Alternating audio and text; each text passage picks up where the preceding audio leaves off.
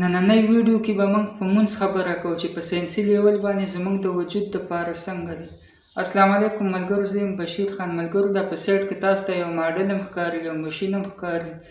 ګورئ، د ټولو نه مخکې خو درته دا وایم چې د واشنګټن یو ډاکټر وایي زړه مې غواړي چې زه په ټوله دنیا کې مونځ قایم کړم. موږ خو مسلمانان یو الحمدلله، او چې کوم د اسلام نه بار خلک دی او هغوی مونځ نه کوي، نو ګوره هغوی دغسې مشینان استعمالوي د دې اکسرسایز دپاره. د هغې وجه څه ده؟ ګورئ، په دې وجود کې زړه دی. دا زړه چې کوم دی دا د یو پمپ کار کوي، ټیک ده.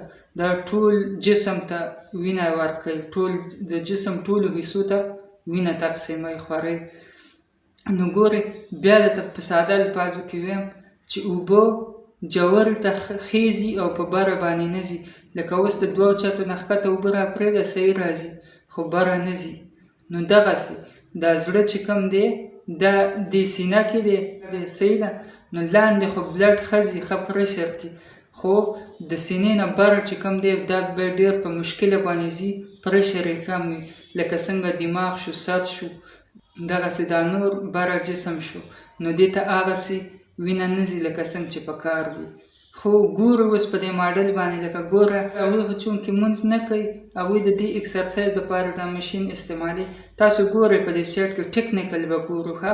نو ګوره کله چې انسان رکوع ته ښکته شي، د ملا دې تیر کې مهرۍ ورته وایي که نه، په دې کې دا واړه واړه هډوکي دي او په دې کې دا جوړونه دي. چې کله انسان رکوع ته ښکته شي، هغه جوړونه کولاو شي. تاسو دلته ګورئ، نو دغه ریډ کلر کې تاسو وینئ، دا چې کله کولاو شي خالي ځایونو ته بلډ ورشي، وینه ورته ورشي که نه.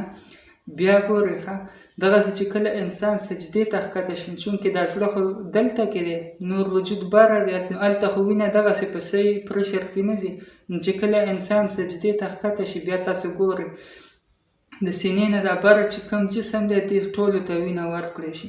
او دا واورئ تاسو چې کله یو ځای ته وینه کمپلیټ نه ځي، هلته کې د وینې سرکولیشن صحیح نه کېږي، نو په هغه حصه کې به خرابي راځي او یا به هغه غټېږي نه. نو ګورئ، د مونځ په دنیا کې دا پیدې ښه. او رسول الله صلی الله علیه وسلم وایي چې مونځ زما د سترګو یخوالی دی او دا د الله پاک حکم دی. ملګرو، دا د مونځ په باره کې معلومات و، او دا شکر دی موږ ته دغسې الله پاک راکړي دي ښه، بغیر د مشینانو. الله پاک د امام 5 وخته نمازي جوړ کړي. او تاسو ملګرو سره ویډیو د ثواب په نیت باندې شیر کړي. د ویډیو کتلو ډېره زیاته مننه. نورو ویډیوګانو دپاره بشیر خان افیشیل چینل سبسکرایب کړئ، پیج فالو کړئ. وسلام.